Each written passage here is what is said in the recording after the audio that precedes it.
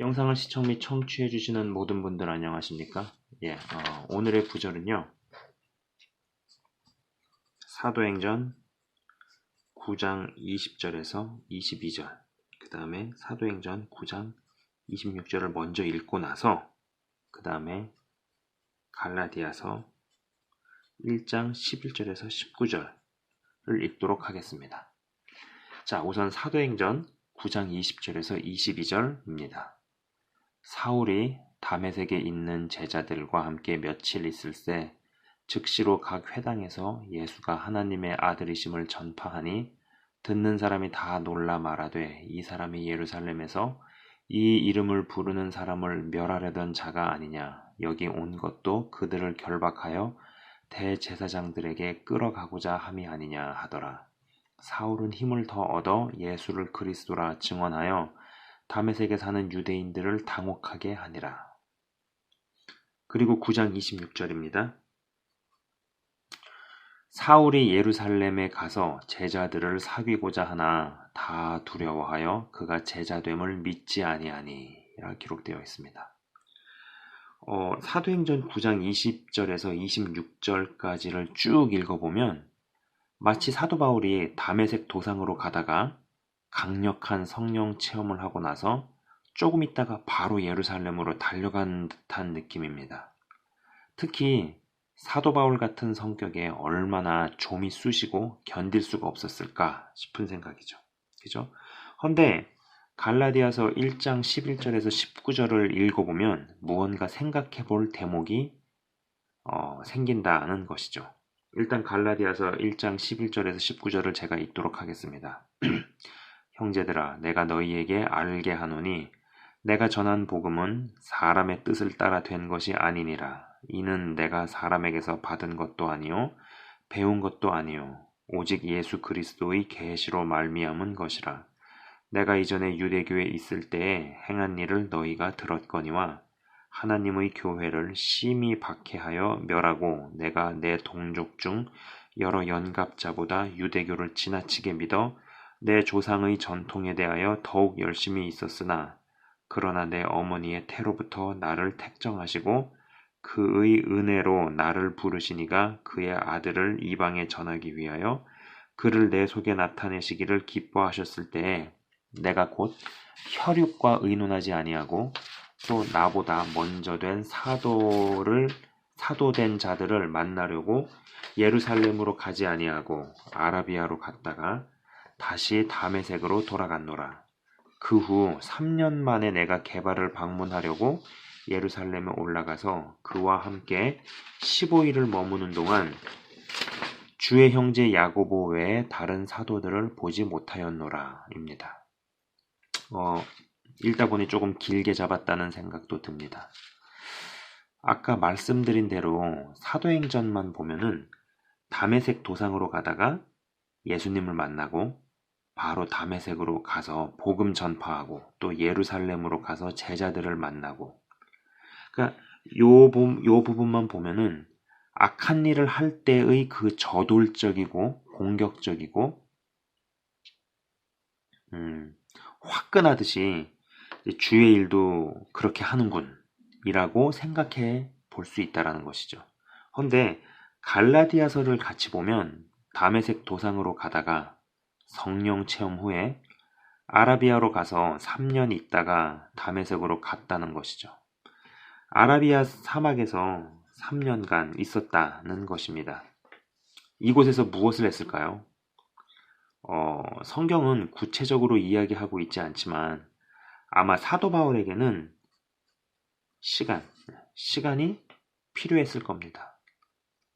아까 읽은 갈라디아서의 본문 중에 내가 이전에 유대교에 있을 때 행한 일을 너희가 들었거니와 하나님의 교회를 심히 박해하여 멸하고 내가 내 동족 중 여러 연갑자보다 유대교를 지나치게 믿어 내 조상의 전통에 대하여 더욱 열심히 있었으나 라는 구절을 생각해 볼 때 사도 바울은 내가 엄청나게 끔찍한 일들을 하고 있었구나 라는 어떤 깊은 후회, 어떤 자책, 그 다음에 탄식, 등등의 시간이 있었을 것이라는 겁니다.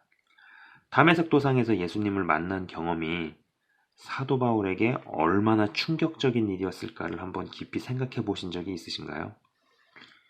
영적으로 굳건히 자리가 잡히지도 않았는데 열심과 열정이 지나치면 말씀을 살아내는 게 아니고 말씀을 인용하면서 자기의를 추구하는 쪽으로 가죠. 이러한 일은 시간을 두고 점진적으로 진행이 됩니다.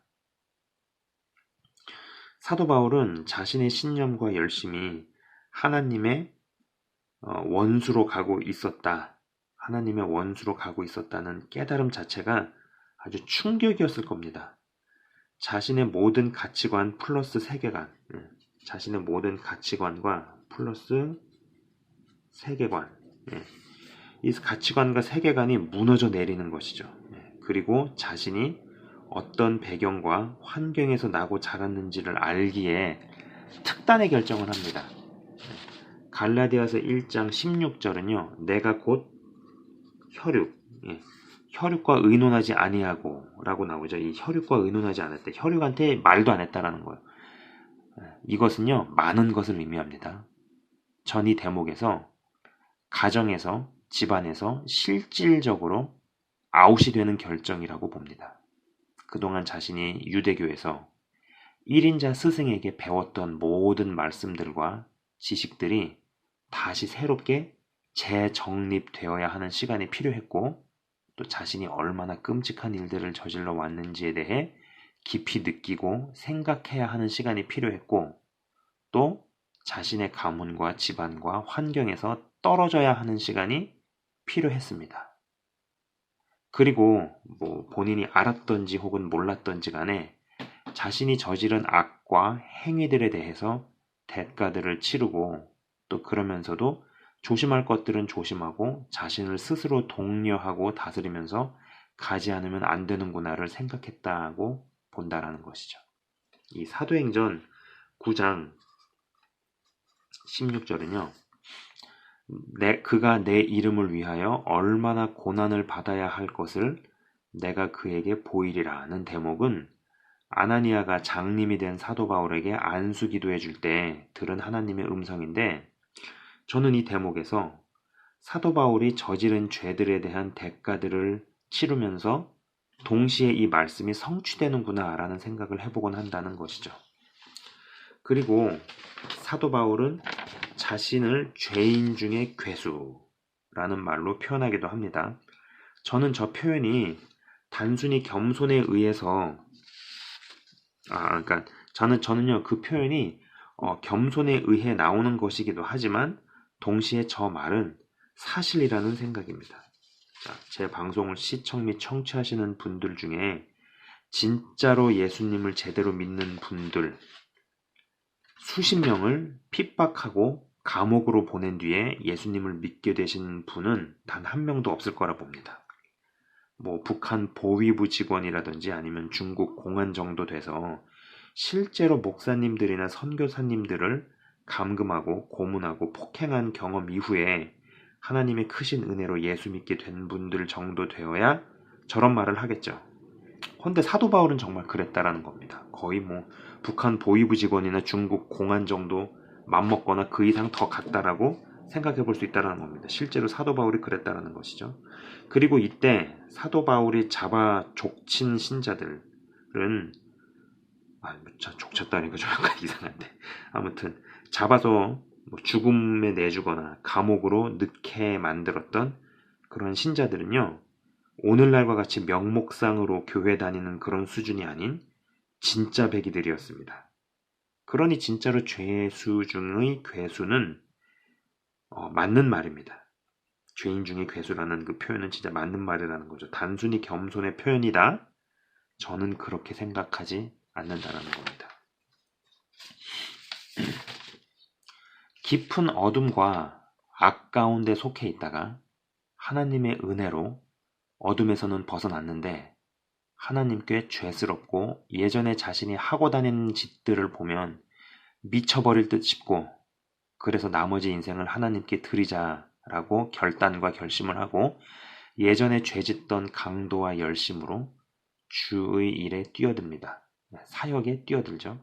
헌데 죄가 그리 간단하지 않고 우리의 이 죄라는 거요. 간단하지 않습니다. 그리고 우리의 대적이 생각보다 만만치 않다는 것을 있는 것 같다는 생각이 든다는 것이죠.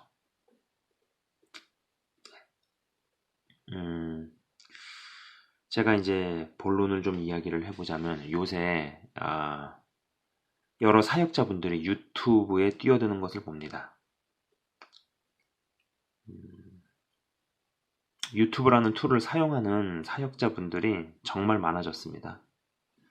그리고 저처럼 뭐 종이에 무언가를 이렇게 뭐 그리거나 쓰면서 영상을 찍는 분들도 예전보다 많아지셨더라고요. 그래서 뭐 이런저런 영상들을 접합니다만 저는 이전에는 정말 많은 어린 친구들을 깨우고 각성시키고 도전을 불러줬던 분들인데 지금에서의 생각은 하고 있는 일들을 줄이고 조금 천천히 가면서 자신을 더욱 다졌으면 좋겠다는 생각을 해보곤 한다는 것입니다. 뭐 그러한 사역자 분들 중에는요, 뭐 깊은 어둠 속에서 음란과 마약도 경험하던 중에 하나님을 경험을 하고 사역의 길에 들어선 형제도 있고, 뭐 교회를 완전히 때려잡기 위해서 좌파로 열심히 활동을 하다가 혀가 굳어지는 경험을 한 후에 자신의 지식을 10분 발휘해 공산주의의 사악함을 아주 뿌리부터 드러내는 일들, 그리고 사람들을 계몽시키고 교육을 시키는 교수님도 계시고, 그리고 또 이제 옳은 말을 하고 전향을 했다고는 하지만 여러 차례 북한을 다녀오고 운동권 생활을 또 그 외에 또 운동권 생활을 10수년간 하신 분도 계십니다. 저도 어둠 속에 있다가 96년도 7월에서 8월 사이에 거의 7월 달이죠. 강권적인 성령을 체험을 했었죠. 영상에서도 여러 차례 이야기했습니다. 거의 3개월간 이러한 경험을 했었는데 성령 체험은 말 그대로 시작이었고요. 이 이후로 어둠의 공격은 더 지혜로워지고 더 교묘해지더라는 것이었습니다. 상당한 시간 동안 몇 년에 걸쳐 나는 바르게 분별하고 있다고 생각을 했지만 판단과 정죄만을 일삼고 있었다라는 것을 뼈아프게 인정을 해야 했습니다. 하나님을 위한다고 생각했지만 철저히 망하고 나서 하나님 운운하면서 결국은 나를 위험이었구나. 하나님 팔아서 내가 잘 되고자 함이었구나 라는 것을 뼈아프게 시인해야 했었다라는 것이죠. 특히 저를 비롯해서 적지 않은 분들이 일단 하나님의 은혜를 체험하고 나면 의도적으로 하나님만을 크게 보려고 하는 것은 아닌가라는 생각이죠. 저는 오래전에도 우리의 대적은 과대평가하면 안 되지만 결코 과소평가해서는 안 된다고 이야기했었습니다. 그런데 과대평가는 하지 않는데 과소평가를 하는 것이 아닌가. 과대평가하지 않지만 과소평가하는 사람들이 너무 많아 보인다라는 것입니다. 제가 우연한 계기로 안정권 형제의 영상을 본 적이 있습니다. 요새는 많이 시청을 그렇게 못합니다. 거의 못 보는 것 같아요. 시청을 못합니다만 그 형제가 이제 유튜브 채널을 운영하시는 분 중에 이 백모라는 분이 있는데 이 백모라는 분의 세뇌 탈출 이 채널을 언급하면서 하는 이야기가 당신은 전향했다고 이야기하지만 난 그 말을 받아들일 수 없다. 적어도 당신이 빨갱이에서 전향을 했다고 말할 수 있으려면 학생운동 시절에 무엇을 보았고 그때 본 사람들이 어디에서 무엇을 하고 있고 자신이 아는 족보를 다 공개해야 한다는 것이었죠. 그리고 사람들이 물어볼 때마다 이야기해야 한다고 안종권 형제가 이야기하는 것을 들어보았습니다. 저는 이 말에 상당히 공감했습니다. 그리고 어쩌면 안종권 형제의 저 말이 백모라는 사람이 끝까지 잘 갈 수 있는 진짜 방법일 수 있다라는 생각도 했다라는 것입니다. 믿는다 하는 분들이 단순히 사람들의 말, 특히 나는 회개했다, 회심했다라고 이야기하면서 일반 형제로, 교수로, 목사로, 좌파에서 돌아선 사람들의 활동을 너무 쉽게 받아들인다는 것인데, 적어도 저러한 장치가 없으면 깊은 어둠에 있다가 하나님의 은혜로 나오게 된 사람들이 끝까지 잘 갈 수 있을까? 라는 생각을 해보곤 한다라는 것이죠. 저의 생각이요. 야, 믿는 사람이 너무 관용과 사랑이 없는 거 아니냐고 생각하시거나 반문하실지도 모르겠습니다. 하지만 저는 죄의 영향력에 대해서는 저러한 장치를 해놓지 않으면 내면의 변화에 걸맞춰서 외부의 활동이 뻗어가지 않으면 결국은 위험해진다는 생각입니다. 이 부분은요, 저 자신도 요새 많이 생각을 하는 대목이기도 하고요. 그러니까는 내면이 단단해지는 만큼 그 다음에 좀 천천히 가더라도 그 다음에 외부가 자라야 한다라는 거죠. 외부적인 활동이나 외부적인 강연이나 사역이라든지 이런 것이. 근데 내면 보이지 않는 부분이 받쳐주지 않는데 외부가 너무 커져 버렸어요. 이렇게 되면은 결국 이 커진 것들 때문에 비본질이 본질을 집어 삼켜버린다라는 것이고, 이러한 위험성은 시간을 두고 진행이 되더라라는 것입니다. 그리고 이 부분은 저도 제 스스로가 많이 생각을 하는 대목이기도 한다라는 것이죠. 사도 바울은 아마 신약 성경을 기술하면서 자신의 과거 행적이라든지 그 외에 숨기고 싶은 부분이거나 가리고 싶은 대목이 있었을 것이지만 모조리 다 기록을 했다는 것입니다. 그리고 어떤 면에서 진짜 나쁜 일을 많이 했음에도 자신을 통해 놀라운 성령의 역사라도 나타나면 어느 면에서는 두려웠을 것이라는 생각도 해봅니다. 영향력이 점점 나타나고 많은 이들에게 영향력을 끼치면 끼칠수록 추종자를 만들지 않아야 한다는 것입니다. 근데 이게 말이 안 되는 소리예요. 자, 영향력을 많은 이들에게 행사하는 것 자체가 어떤 의미에서는 추종자들을 만들어내는 것이잖아요. 그죠? 예. 영향력 자체가 추종자로 이어진다는 것인데, 영향력을 많이 끼치면 끼칠수록 추종자를 만들지 않을 수 있도록 해야 한다는 것은 참으로 어불성설, 모순되는 이야기라는 것입니다. 그러나 그럼에도 불구하고 그렇게 가는 구조로 가야 한다는 것이죠.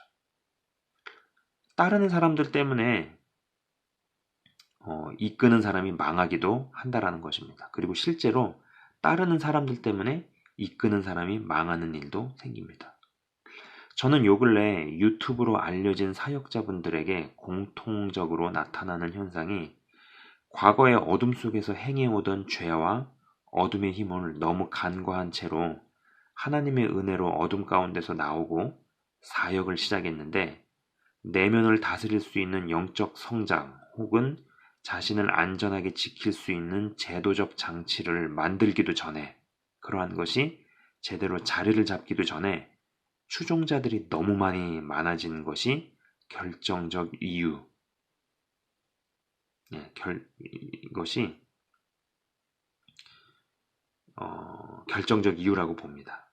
어떤 현상들, 그들에게서 보이는 현상들이 왜 나타나느냐, 왜 그런 현상들이 나타나느냐라는 것을 제가 가만 볼 때는요, 내면을 잘 다스릴 수 있는 힘이 생기기도 전에, 그리고 자신을 위험으로부터 잡아줄 수 있는 어떤 제도적인 장치나 시스템이 만들어져서 자리를 잡기도 전에 영향력 자체가 너무 커져 버린 겁니다.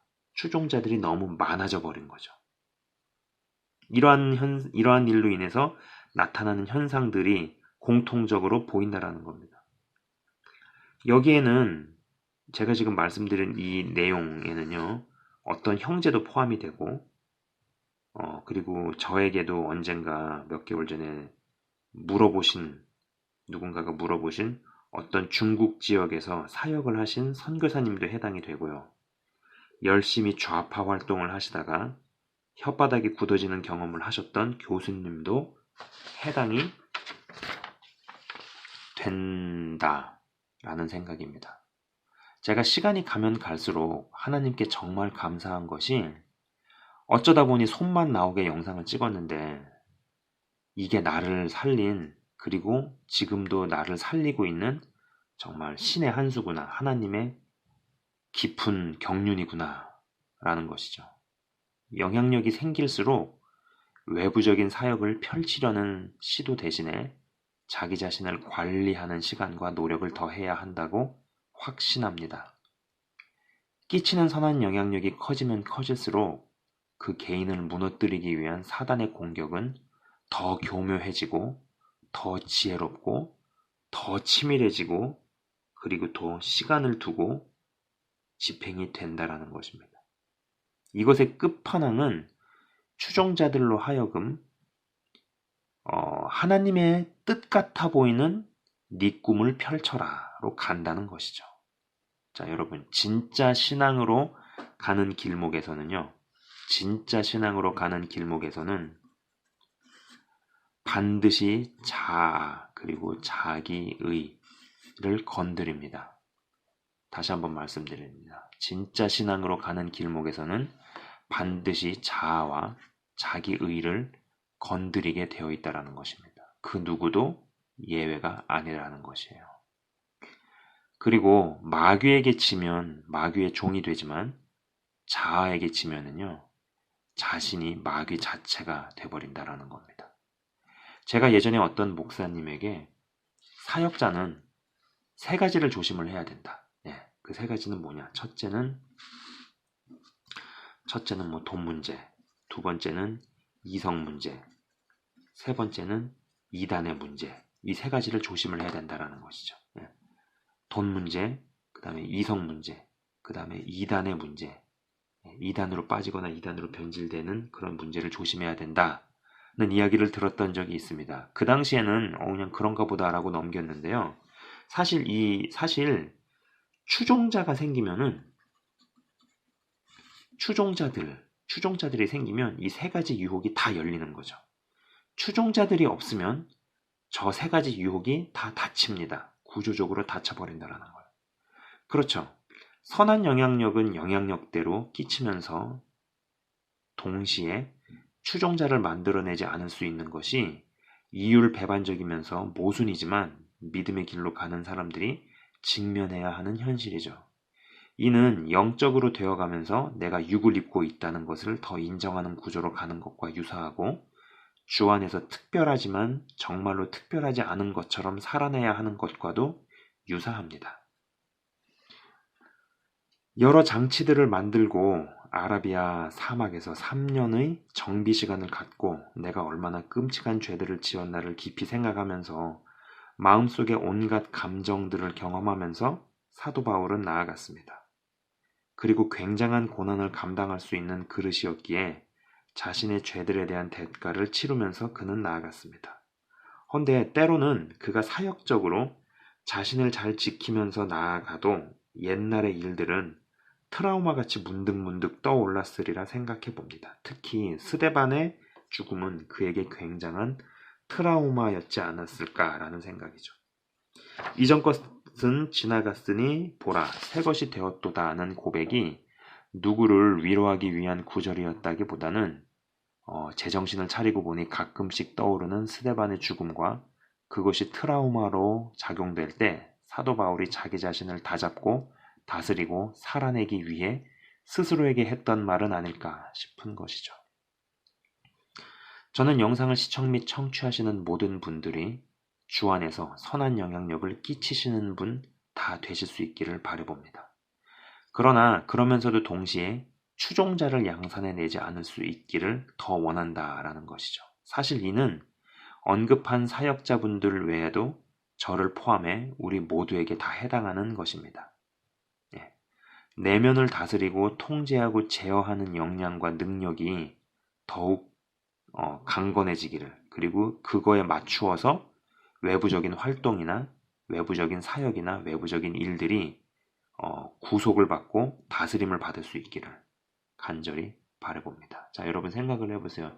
제가 항상 주 안에서 제대로 성장하기만 해도 저절로 되는 일들이 많다라고 말씀을 드립니다. 근데 이것을 좀 깊이 있게 들어가서 이야기를 해보자면 일일이 설명을 드리기가 굉장히 어려워요. 사실 그 말을 하면서도 이 말의 의미를 얼마나 어디까지 받아들이시고 이해를 하실까라는 생각을 해보곤 하는데, 실제로 주 안에서 나라는 사람이 제대로 성장하기만 하고 제대로 자라기만 해도 저절로 되는 일이 많고, 그리고 하나님께서 쓰신다라는 것이죠. 그러한 때 하나님께서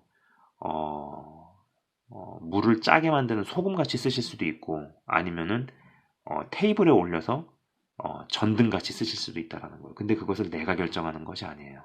예, 내가 정할 수 있는 것이 아니죠. 근데 이제 등경 위에 둔다라는 개념은 많은 사람들이 이제 보게 된다라는 얘기잖아요. 근데 그것을 내가 원해서 한 것이 아니죠. 내가 그걸 정할 수도 있는 것도 아니에요. 나는 그냥 주님 안에서 변모하고 바뀌고 자라기만 하는데, 나를 궁궐로 보내실지 나를 그보다 못한 환경으로 보내실지 그거는 내가 결정하고 정하는 것이 아니에요. 그렇잖아요. 그렇기 때문에 그러한 상황에서 주님 안에서 주의 자녀로서 영향력을 미치는 거, 그거를 원하지 않는 사람이 누가 있겠어요. 그죠? 그리고 저는 그렇게 되어야 되는 것이 맞고, 그리고 그러한 사람이 되어야 한다라고 저는 봅니다. 근데 그러한 때 동시에 계속적으로 공격해 들어오는 어떤 그런 죄의 세력이라든지 어둠의 힘, 그리고 특별히 어둠 가운데 오래 머물러 있다가 빛 가운데로 나오게 됐을 때, 예, 쩌든 어둠의 시간이 수년에서 십수년인데 하나님의 은혜로 빛 가운데로 나왔다고 6개월, 1년, 3년 만에 완전히 빛 가운데서 자리를 잡았다, 뿌리를 내렸다. 나의 죄성과 그 옛날의 기억들을 제어하고 다스릴 수 있는 영역과 내면의 힘이 강해졌다라고 생각하기는 어렵습니다. 그런 부분에서 영향력을 미치시면서도 동시에 추종자를 만들지 않을 수 있고, 또 그리고 설령 그러한 사람들과 접하게 되더라도 사람에 휘둘리지 않을 수 있는 한 분 한 분 다 되실 수 있기를 진정으로 바라봅니다. 네, 제가 오늘은 이 영상을 찍으면서 요새 저는 기도를 합니다. 진짜로. 특별히 아까 이제 언급하신 분들 정말로 기도를 하고 있고, 누구나 다 미숙할 때가 있고, 그죠? 그리고 누구나 어리석을 때가 있어요. 네, 저도 그랬던 시간들이 있었고, 그리고 지금도 그런 부분이 있다고 봅니다. 그러나 다들 한 몫을 하고 있는 사람들이고, 그 또 맡은 영역에서 또 부여하신 지식으로 큰 은혜를 끼치신 분들인데, 다 천국에서 만날 수 있기를 바라고, 끝까지 잘 갈 수 있기를 바라고, 그리고 무엇보다도 영상을 시청 및 청취하시는 모든 분들이 영향력을 끼치지만 그런 수준까지 다 가실 수 있기를 바라지만, 어찌 보면 그보다 더 중요한 내면에서의 그러한 다스릴 수 있는 힘과 영역과 그러한 내면의 힘이 더 있기를 간절히 바란다라는 것이죠. 네, 제가 잠깐 기도하고 마치도록 하겠습니다. 하나님 아버지 감사합니다. 요새 예전에 굉장히 큰 은혜를 끼치고, 또 실제로 많은 사람들을 어둠 가운데서 끌어내고, 또 세뇌 가운데서 끌어낸 그러한 사역자들, 그러한 사역자들도 자체도 오랜 시간 동안 어둠 속에 있다가 하나님의 은혜로 나와서 악을 행하던 열정과 열심을 가지고 주의 일을 행하고 주의 일들을 펼쳐나가는데, 영향력이 내면을 다스리고 예전에 몸담았던 그런 죄의 힘을 누르고 이기고 내면을 잘 다스릴 수 있는 시스템이나 제도 같은 것들이 정확하게 건강하게 자리를 잡기도 전에 너무 빠른 시간 안에 영향력이 커지고 추종자들이 많이 생겨서 조금 불안하거나 안절부절한 그런 모습이 보입니다. 하나님 아버지, 그러한 사역자분들이 다 성숙함으로 갈 수 있게 하시고 믿음이 더욱더 자랄 수 있게 하시며 내면이 깊어질 수 있게 하시며 영역과 믿음이 더욱더 강건해질 수 있도록 인도하여 주시옵소서. 다 천국에서 만날 수 있기를 원하며 영상을 시청 및 청취하시는 모든 분들도 그러한 내면의 힘, 보이지 않는 영역에서의 변화와 힘이 더욱더 갖춰진 상태에서 외부적으로 활동이나 그리고 외부적인 영향력들도 있기를 원합니다. 그러면서도 동시에 추종자들을 만들어내지 않을 수 있는 어찌 보면 이율배반적이지만 이러한 모순이 건강하게 균형 있게 자리 잡을 수 있도록 역사하여 주시옵소서.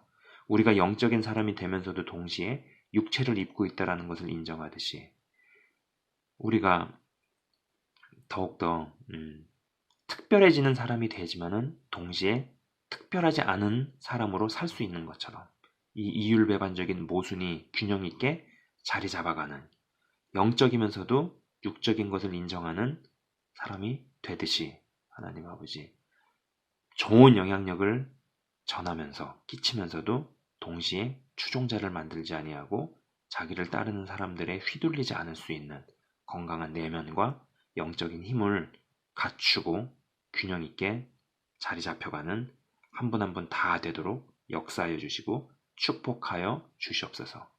영상을 시청 및 청취하시는 한 분 한 분을 주의 이름으로 축복합니다. 특별히 요새 코로나 바이러스 때문에 굉장히 불안한 가운데 있습니다. 그러나 성령님 지켜보호하시고 정말로 구름기둥과 불기둥으로 이스라엘 백성을 지켜보호하신 것처럼 한 분 한 분을 보호하여 주시옵소서.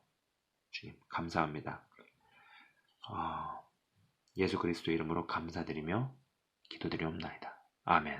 지금까지 시청 및 청취해 주셔서 대단히 감사합니다.